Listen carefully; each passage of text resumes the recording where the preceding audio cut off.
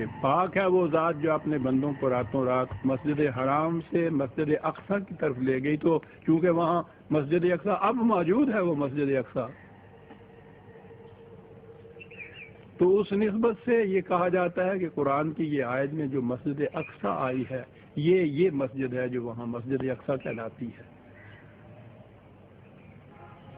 جب یہ آیت نازل ہوئی ہے تو وہاں مسلمانوں کی مسجد تو ایک طرف رہا، یہ یہودیوں کی سجدہ گاہ بھی وہاں کوئی موجود نہیں تھی،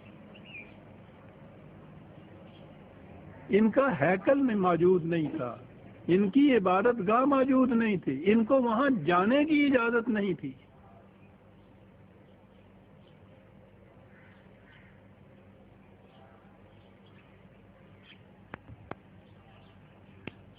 تاریخ کے ان قواعد کی روح سے عزیزان من، اس آیہ جلیلہ میں مسجد اقصی سے وہ یہ مسجد اقصی جو بیت المقدس میں ہے وہ مراد لینا صحیح نہیں ہو سکتی.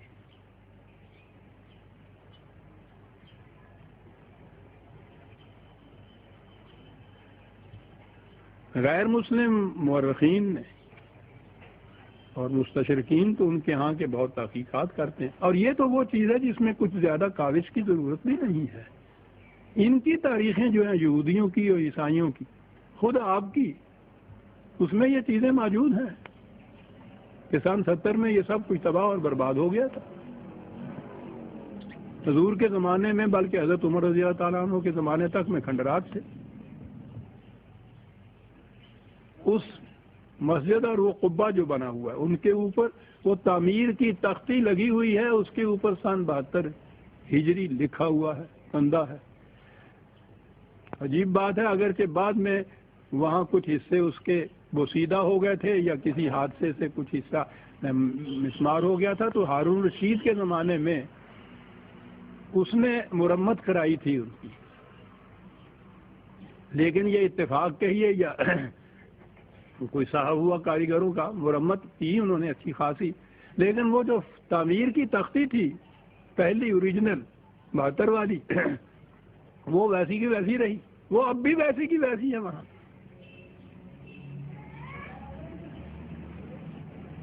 میں خود تو نہیں گیا کہ میں اپنا تشمثیل یہ کہوں، لیکن یہ تو وہ چیز ہے کہ جس پہ ہزاروں لوگ ہر سال وہاں سے ہو کے آتے ہیں.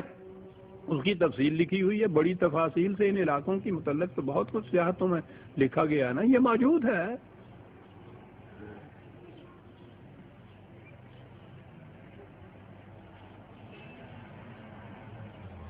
تو وہ مسجد تو مراد نہیں ہو سکتی کہ وہاں مسجد ہی نہیں تھی حضور کے زمانے میں، وہاں ہیکل بھی نہیں تھا، وہاں یہودیوں کی عبادت گاہ بھی کوئی نہیں تھی. تو سوال پیدا یہ ہوتا ہے کہ اس آیہ جلیلہ میں پھر یہ جو چیز ہے کہ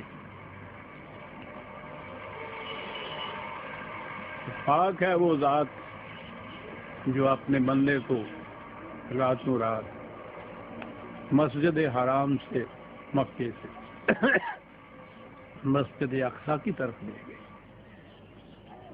اور جب میں پھر نہیں، وہ تو بنی اسرائیل کی سورہ اسراء تو بہت پہلے درس میں آ چکی ہوئی ہے.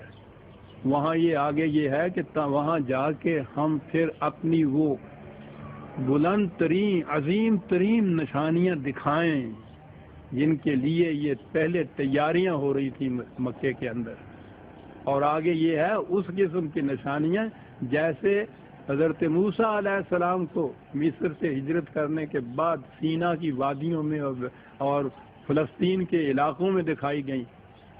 اس قسم کی بے دست و پا، ذلیل و خوار، مظلوم و مقہور قوم بنی اسرائیل کو مملکت کا مالک بنایا گیا، تمکن عطا کیا گیا، اور پھر یہ ہزاروں سال تک کہیے. اور جو ہے شوکت سلیمانی اور ہیکل داؤدی جو ہے وہ تو دنیا کی تاریخ کے اندر بے نظیر ہے. وہ چیز عطا ہوئی، ان چیزوں کو خدا نے اپنی نشانیاں قرار دیا ہے. یہ دکھایا جیسا ہم نے موسیٰ کو ایسا کچھ دکھانے کے لیے ہم اپنے بندے کو مکے سے مسجد اقصی کی طرف لے گئے. کہاں لے گئے؟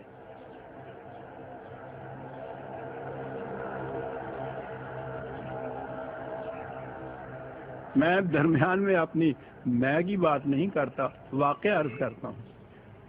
مدتوں تک اس کے اوپر میں تحقیق کرتا رہا، کاوش کرتا رہا. میں نے یہ بات لکھی کہ یہ آیت یہ تو نبی اکرم صلی اللہ علیہ وسلم کی ہجرت سے متعلق ہے، جو حضور نے مکے سے مدینہ کی طرف ہجرت کی تھی راتوں رات.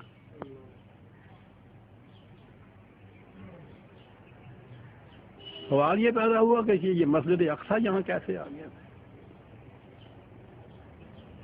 میں نے بھی لکھا اور مجھے خوشی ہوئی اس کے بعد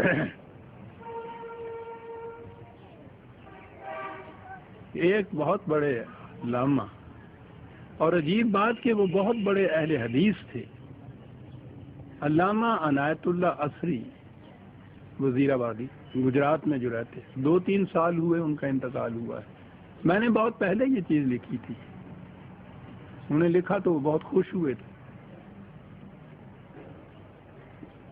یاد رکھیے وہ بہت بڑے اہل حدیثوں کے امام تھے. انہوں نے احادیث کی روح سے یہ ثابت کیا کہ جو میں نے لکھا ہے وہ صحیح ہے، یہ آیت ہجرت سے متعلق ہے. اور وہ لائے ان چیزوں کو پھر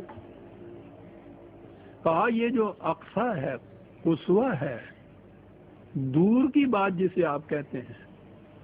پہلی چیز یہ ہے کہ مکے سے مدینے کا اس دور میں اب بھی وہ فاصلہ کچھ کم نہیں، قریباً 300 میل کا فاصلہ، تو وہ تو اقصی تھا، بہت دور. وہ اتنا دور کہ جس اونٹ یا اونٹنی پہ نبی اکرم صلی اللہ علیہ وسلم نے ہجرت میں سفر فرمایا تھا، اس کا نام ہی قصوہ ہے. اقصی کی طرف لے جانے والی اونٹنی. نبی اکرم صلی اللہ علیہ وسلم کی ہجرت سے پہلے مدینے میں مساجد موجود تھی، وہاں نماز پڑھی جاتی تھی، وہاں جمعہ پڑھایا اور پڑھا جاتا تھا. جس مقام پر حضور نے پہلے مسجد قباء میں جا کے فروکش حضور ہوئے ہیں عارضی طور پر، وہاں نماز ہوتی تھی، وہاں اجتماع ہوتا تھا مسلمانوں کا. جہاں مسجد نبوی کی تعمیر ہوئی ہے یہاں بھی نماز ہوتی تھی. انہیں مساجد کہا جاتا تھا. تو اب یہ مساجد تو موجود ہیں اور یہ مقام اقصی بھی موجود ہے، بہت دور